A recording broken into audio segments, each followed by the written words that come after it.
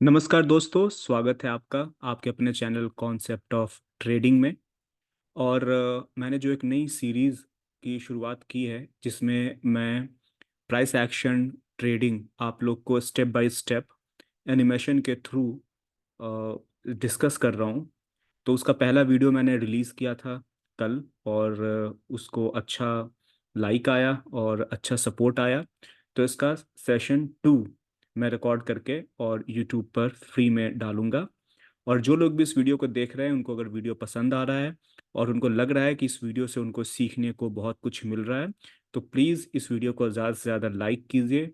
Like करने के बाद शेयर भी कीजिए, ताकि जो लोग ट्रेडिंग, स्पेशली इंट्राडे ट्रेडिंग सीखना चाहते हैं, प्रॉपर प्राइस एक्शन ट्रेडिंग जिसमें किसी इंडिकेटर का यूज़ नहीं होता है, वो ये वीडियो उन लोगों तक पहुंच सके। तो कल हमने जहां पर वीडियो ख़त्म किया था, उसके आगे आज हम स्टार्ट कर रहे हैं।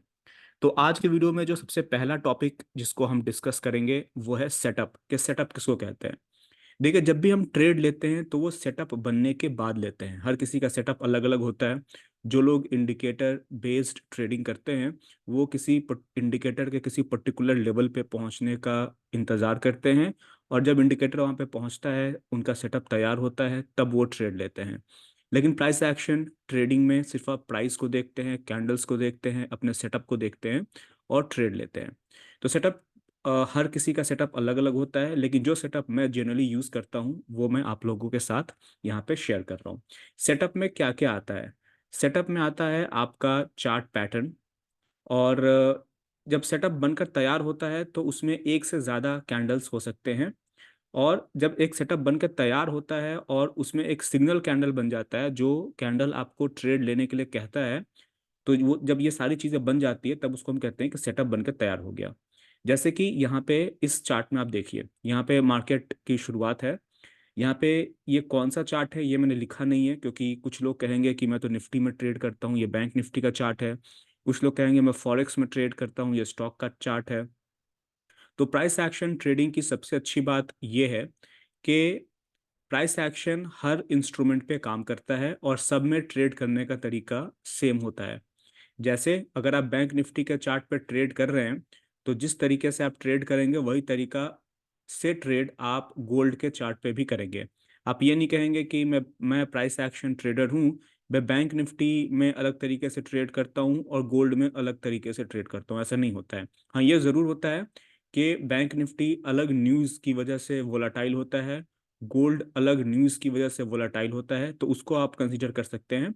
लेकिन जहाँ तक प्राइस एक्शन की बात है, तो अगर आपको प्राइस एक्शन आता है तो आप उसको किसी भी चार्ट पे अप्लाई कर सकते हैं। इसलिए मैंने यहाँ पे चार्ट का नाम नहीं लिखा है, ना ही मैंने यहाँ पे प्राइस लिखा है, ताकि कोई कंफ्यूजन ना हो और सब लोग जो है वो प्राइस एक्शन आसानी के साथ सीख सके। तो यहाँ पे क्या है कि सिग्नल बार किसे कहते हैं, सिग्नल कैंडल या सिग्नल बार हम किसे कहते हैं। वो कैंडल जो हमें सिग्नल करता है एंटर करने को, उसको हम कहते हैं सिग्नल कैंडल। और जिस कैंडल पे हम एंटर करते हैं उसको हम कहेंगे एंट्री कैंडल। जैसे यहाँ पे मार्केट की शुरुआत हुई, मार्केट ने पुल बैक लिया, पुल बैक इस लो के, जो पिछला स्विंग लो था उसके ऊपर में रहा, फिर से एक ब्रेकआउट हुआ, पिछले हाई को इसने ब्रेक किया। लगातार 4 बुल कैंडल है, सिर्फ 2 बेयर कैंडल है, और फिर से एक यहाँ पे आपको बुल डोजी कैंडल बनता हुआ दिख रहा है। तो ये सिग्नल कर रहा है आपको मार्केट में एंटर करने का बाई साइड। क्यों? क्योंकि लगातार मार्केट हायर लोज बनाता हुआ ऊपर की तरफ में जा रहा है। तो ये सिग्नल कैंडल हुआ, और इस कैंडल के हाई पे जब आप एंटर करते हैं तो इसको हम कहेंगे कि ये एंट्री कैंडल है। तो आई होप आपको सिग्नल कैंडल और एंट्री कैंडल का जो बेसिक मतलब है वो बिल्कुल आसानी के साथ समझ में आ गया, क्योंकि हम आगे सिग्नल कैंडल और एंट्री कैंडल को बार बार दोहराएंगे और इसका नाम मैं बार बार लूंगा, तो आपको कोई कंफ्यूजन नहीं होना चाहिए। सिग्नल कैंडल वो कैंडल होता है जो सिग्नल करता है मार्केट में एंटर करने के लिए, और एंट्री कैंडल जिस कैंडल पे आप एंटर करते हैं उसको आप एंट्री कैंडल कहेंगे। और सबसे अच्छी बात यह है कि अगर आप सिग्नल कैंडल के बनने के बाद एंटर करते हैं तो आपको ये पता होता है कि मेरा स्टॉप लॉस कहाँ पे है। इसीलिए प्रॉपर सेटअप का बनने बनने का वेट करना और सिग्नल कैंडल के बनने का वेट करना सबसे बढ़िया होता है ट्रेडिंग में। एक और टर्म जो मैं यूज करता हूँ वो है ट्रेंड किसको कहते हैं, और काउंटर ट्रेंड किसे कहते हैं। देखिए, अभी प्राइस एक्शन जो रियल ट्रेडिंग है उसकी शुरुआत अभी हुई नहीं है। अभी मैं सिर्फ आप लोग को वर्ड्स के मतलब बता रहा हूँ, ताकि जब हम डीप प्राइस एक्शन सीखें, जिसका वीडियो हो सकता है वीडियो नंबर 70 80 90 100 पे जब हम उस लेवल पे पहुंचेंगे, तो आपको टर्मिनोलॉजी का पता हो कि कौन सा टर्म का मतलब क्या होता है। इसलिए मैं आप लोगों से रिक्वेस्ट करूंगा कि आप लोग वीडियो को लाइक कीजिए, सब्सक्राइब कीजिए, प्लस बेल आइकॉन को क्लिक करके रखिए, ताकि जब भी अगला वीडियो आए तो आप तुरंत देख लें और वीडियो आपका मिस ना हो, और आप लगातार वीडियो देखें, वीडियो नंबर 1 2 3 4 ऐसे करके देखें। अगर बीच में कोई वीडियो आप मिस करते हैं तो अगला वीडियो को समझने में आपको दिक्कत होगी। ट्रेंड किसे कहते हैं और काउंटर ट्रेंड किसे कहते हैं, जैसे यहाँ पे देखिए, मार्केट यहाँ पे अप ट्रेंड में है, जिसको आप बुल ट्रेंड भी कहेंगे। तो अगर आप इस ये सिग्नल कैंडल है, इसके ऊपर में आप बाई करते हैं तो आप कहेंगे कि आप ट्रेंड के साथ एंटर कर रहे हैं मार्केट में। अब यहाँ पे क्या है कि मार्केट अब काफ़ी ऊपर आ गई है, और मैं हमेशा कहता हूँ कि मार्केट जब 3 लेग ऊपर की तरफ में बना लेती है, तब वहाँ पे एक वीकनेस मार्केट में आती है मोस्ट ऑफ द टाइम। तो मार्केट ने फर्स्ट लेग बनाया पुल बैक, सेकेंड लेग बनाया पुल बैक, ये थर्ड लेग बनाया। तो जब 3 लेग बन जाती है तो मार्केट में वीकनेस आती है, और आपको अगर ऐसा लगता है और यहाँ पे आपको इनसाइड कैंडल बनता हुआ दिख रहा है, इस कैंडल के नीचे में अगर आप सेल करते हैं या इस कैंडल के नीचे में सेल करते हैं, तो ट्रेंड तो बुल ट्रेंड है, लेकिन आप सेल साइड जा रहे हैं, तो इसको हम कहेंगे काउंटर ट्रेंड ट्रेडिंग। आप ट्रेंड के अगेंस्ट जाकर ट्रेड कर रहे हैं यहाँ पे। तो बहुत ही बेसिक सी बात है, ट्रेंड ट्रेंड के साथ ट्रेड करना किसे कहते हैं और ट्रेंड के अगेंस्ट ट्रेड करना किसे कहते हैं। आई होप आपको समझ में आ गया। अगला जो टॉपिक है वो है कि कॉन्टेक्स्ट किसे कहते हैं। आप एक बार इस टॉपिक को बड़े ध्यान से समझिए। मैं बार बार अपने वीडियोस में एक टर्म यूज करूंगा कि यहाँ पे कॉन्टेक्स्ट क्या है। तो कॉन्टेक्स्ट का मतलब होता है कि अभी जो कैंडल बनकर तैयार हुआ, जैसे सपोज कीजिए कि ये पहला कैंडल, दूसरा कैंडल आपको यहाँ पे स्क्रीन पे दिख रहा है। तो इस दो कैंडल को देखकर क्या करना चाहिए, दो कैंडल को देख के तो ये लग रहा है कि मार्केट ऊपर की तरफ में जाएगी, यहाँ पे बाई करना चाहिए, राइट। लेकिन मार्केट में सिग्नल कैंडल, मार्केट में एंट्री कैंडल, या मार्केट में सपोर्ट रेसिस्टेंस से भी ज़्यादा इंपॉर्टेंट एक होता है, जिसको जो टर्म होता है वो होता है कॉन्टेक्स्ट। कि कॉन्टेक्स्ट क्या है, कॉन्टेक्स्ट का मतलब होता है सारे कैंडल जो लेफ्ट में अभी जो कैंडल बना है उसके पहले जो कैंडल्स बन चुके हैं वो मिलकर कॉन्टेक्स्ट तैयार करते हैं। तो हमेशा याद रखिए कि सबसे पहले जो सबसे इम्पोर्टेंट चीज़ जो हम चार्ट पर देखते हैं, वो हम देखते हैं कि कॉन्टेक्स्ट क्या है। कॉन्टेक्स्ट में हम मार्केट के बिग पिक्चर को देखते हैं कि बिग पिक्चर मार्केट में क्या कह रहा है।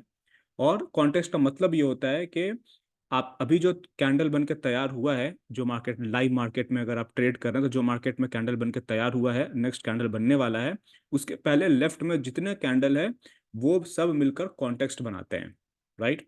तो अभी हम बात कर रहे थे कि अगर आपके पास में सिर्फ ये दो बुल कैंडल हो, तो यहाँ पे आपको आपको बाई करने का प्राइस एक्शन कहेगा कि यहाँ पे बाई करना चाहिए, क्योंकि तीसरा कैंडल भी बुल कैंडल बनेगा, स्टॉप लॉस इसके नीचे का डाल के आप बाई कर सकते हैं। अगर आप बैंक निफ्टी में ट्रेड करते हैं तो 915 की कैंडल है या 920 की कैंडल है 5 मिनट के चार्ट पे, तो आप यहाँ पे बाई करेंगे। लेकिन जब आपको पीछे का पता चल रहा है कि पीछे में तो बहुत ही स्ट्रॉन्ग बेयर ट्रेंड है, तब इस दो बुल कैंडल को देखकर आप बाई करने की नहीं सोचेंगे। क्यों? क्योंकि आपको ट्रेंड के साथ जाना अ, चाहिए हमेशा। और यहाँ पे ट्रेंड है बेयर ट्रेंड, और बेयर ट्रेंड के बाद में दो बुल कैंडल बना है, तो सिर्फ ये दो बुल कैंडल इस पूरे बेयर ट्रेंड को रिवर्स करेगा, इसकी संभावना बहुत कम है। तो ओवरऑल अगर आप एक प्राइस एक्शन ट्रेडर है, तो इस स्ट्रॉन्ग बेयर ट्रेंड के बाद में आपको बाई करने से बचना चाहिए, जब तक कि आपको बाई का प्रॉपर सेटअप नहीं मिलता है। अभी तक सिर्फ इस दो बुल कैंडल से बाई का प्रॉपर सेटअप आपको मिलता नहीं है, और यहाँ पे कॉन्टेक्स्ट है वो बाइंग के लिए सही नहीं है यहाँ पे। तो हुआ क्या, आप देख सकते हैं कि ये सिर्फ दो बुल कैंडल बना, और जैसे ही मार्केट ने इस बुल कैंडल के लो को ब्रेक किया, फिर से एक सेलिंग की शुरुआत होगी। तो आइडियली प्राइस एक्शन ट्रेडर क्या करेगा, इस दो बुल कैंडल के बनने के बाद में इंतजार करेगा, उसको ट्रेंड के साथ रहना है, कहीं से भी रिवर्सल होता हुआ दिख नहीं रहा है, लगातार 8 10 बेयर कैंडल है, बीच में एक बुल कैंडल है, लेकिन ये इसका भी क्लोजिंग आप देखेंगे पिछले कैंडल के लो के काफी नीचे है। तो कॉन्टेक्स्ट सेलिंग का है, दो बुल कैंडल से घबराना नहीं है कि आप बाई कर लेते हैं, बॉटम पे बाई करके आप बड़ा प्रॉफिट ले लेंगे, ऐसा होता नहीं है। आपको ट्रेंड के साथ रहना चाहिए, और जैसे ही एक और बेयर कैंडल बना, यहाँ पर सेल करके आप प्रॉफिट बना सकते हैं, बजाय इसके कि आप हमेशा ट्रेंड के उलटने का इंतजार करें और यहाँ पे बाई करके और स्टॉप लॉस यहाँ पर ले लें आप। एक और कॉन्सेप्ट है जिसके बारे में मैं बात करता हूं, उसको कहते हैं always in long and always in short. Always in long का मतलब होता है हमेशा बाई करना। जो टर्म जो इंग्लिश में यूज होता है उसका हिंदी में मतलब यही है। लॉन्ग मतलब होता है बाई करना और शॉर्ट मतलब होता है सेल करना। ठीक है। तो जब मार्केट ऑलवेज इन लॉन्ग में है इसका मतलब है कि हमेशा आपको बाई साइड रहना है। और ऑलवेज इन शॉर्ट का मतलब होता है कि मार्केट को हमेशा सेल करना है, हमें हमेशा जो है वो सेल साइड रहना है, शॉर्ट साइड रहना है। तो जब बुल ट्रेंड होती है मार्केट में तो ऑलवेज इन लॉन्ग की पोजीशन होती है और आपको लॉन्ग साइड रहना चाहिए। जैसे कि जब दो बुल कैंडल बना, अच्छा ब्रेकआउट है, उसके बाद मार्केट अगर नीचे की तरफ में जाती है तो आपको घबरा कर कि मार्केट और नीचे चली जाएगी। जनरली होता क्या है कि लोगों का परसेप्शन होता है, कुछ लोग बेरिश होते हैं तो उनको हर कैंडल पे मार्केट नीचे जाती हुई दिखती है। तो ऐसा करना नहीं है आपको। जब ब्रेकआउट हो गया है तो आपको एक बार पता चल गया कि बुल ट्रेंड की शुरुआत हो सकती है तो मार्केट अब नीचे आएगी तो पुल बैक पे बाई साइड जाना है। यहाँ पे आप सपोर्ट ढूंढ सकते हैं। EMA 21 का सपोर्ट आप देख सकते हैं। 50% पुल बैक का सपोर्ट होता है जिसके बारे में हम आगे बात करेंगे, उसको देख सकते हैं। लेकिन हमेशा आपको बाई साइड रहना है। तो यहाँ से यहाँ तक जो चार्ट है आपको क्या है, ऑलवेज इन लॉन्ग वाला सिचुएशन है। ऑलवेज इन शॉर्ट क्या होता है, आपको यहाँ पे दिख रहा है कि मार्केट इसके पहले देखिए ये अब चार्ट बन के कंप्लीट हुआ, यहाँ से मार्केट की शुरुआत हुई थी, बहुत ही तेज मार्केट नीचे की तरफ में गिरा और यहाँ पे एक स्ट्रॉन्ग रिवर्सल है। इसका क्लोजिंग पीछे के 3-4 कैंडल के ऊपर में है और इसको फॉलो अप मिल गया। तो ये दो कैंडल जो है इस बात, और इसका टॉप देखेंगे तो ये 50%, ये जो पूरा जो एक लेग है इसके काफी ऊपर तक का ये करेक्शन कर चुका है इसका टॉप। तो जब ये दो बुल कैंडल बन गए तब मार्केट, अब ये ऑलवेज इन शॉर्ट में रहा नहीं, यहाँ के बाद मार्केट ऑलवेज इन लॉन्ग में हो गया और इस पूरे एरिया में मार्केट ऑलवेज इन शॉर्ट में था। ठीक है। तो ये तो सिर्फ दो टर्म है। मैं चाहता हूं कि आप इस दो टर्म को याद रखें और समझें कि ऑलवेज इन लॉन्ग और ऑलवेज इन शॉर्ट होता क्या है। जैसे इस चार्ट पे मैं आपको ऑलवेज इन लॉन्ग और ऑलवेज इन शॉर्ट यानी कि हमेशा सेल साइड कब रहना है और बाई साइड कब रहना है, इसको अगर मैं एक्सप्लेन करने की कोशिश करूं तो यहाँ पे आपको दिख रहा है कि मार्केट इस पूरे एरिया में ऑलवेज इन शॉर्ट था। कैसे था, आप देख सकते हैं कि मार्केट लगातार लोअर हाईज बनाता हुआ नीचे की तरफ में आ रहा है। तो जब तक पिछला स्विंग हाई ब्रेक ना हो तब तक मार्केट जो है बुल ट्रेंड में आएगी नहीं और हम इसको ऑलवेज इन शॉर्ट कहेंगे। और यहाँ पे कॉन्टेक्स्ट क्या है, आप देख सकते हैं कि यहाँ पे लगातार 1 2 3 4 कैंडल बेयर कैंडल है, उसके बाद फिर से एक स्ट्रॉन्ग ब्रेकआउट हुआ। तो इतने स्ट्रॉन्ग ब्रेकआउट के बाद में मार्केट यहाँ पे ऑलवेज इन शॉर्ट है, स्पेशली ये 3 बेयर कैंडल के बाद में। अब ये पुल बैक हो रहा है लेकिन आप देख सकते हैं कि कैंडल्स बहुत छोटे छोटे बन रहे हैं जिसकी बॉडीज काफी बड़ी है, नीचे में टेल है लेकिन फिर भी जो है काफी बड़ी बेयर बॉडीज हैं, लगातार बेयर ट्रेंड में है। उसके बाद जो बुल कैंडल्स बन रहे हैं काफी छोटे छोटे बन रहे हैं। तो यहाँ पे इसको पुल बैक में काउंट करेंगे। फिर से यहाँ पर ब्रेकआउट होता है तो अगर आप एक ट्रेडर है तो आप यहाँ पे शॉर्ट कर सकते हैं बेयर कैंडल पे, यहाँ पे शॉर्ट कर सकते हैं इस बेयर कैंडल पे। यहाँ पे शॉर्ट आपने, अगर आपने इसके क्लोज प्राइस पे नहीं किया क्योंकि यहाँ पे टेल है, तो इस फॉलो थ्रू कैंडल पे यहाँ पे आप जरूर शॉर्ट कर सकते हैं। उसके बाद आप देख सकते हैं कि मार्केट ने यहाँ पर एक बेयर चैनल बनाया और बेयर चैनल कभी भी बनता है तो उसका 75% of the time bull breakout होता है। ये प्राइस एक्शन का रूल होता है, इसके बारे में हम आगे पढ़ेंगे।